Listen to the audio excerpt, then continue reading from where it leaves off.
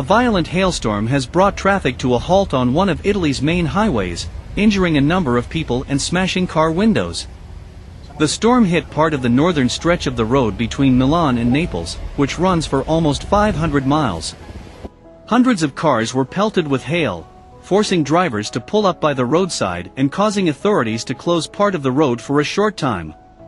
Footage broadcast by Italian weather channel Matteo Weather 24 showed vehicles with smashed windscreens stopped on the road as the storm passed.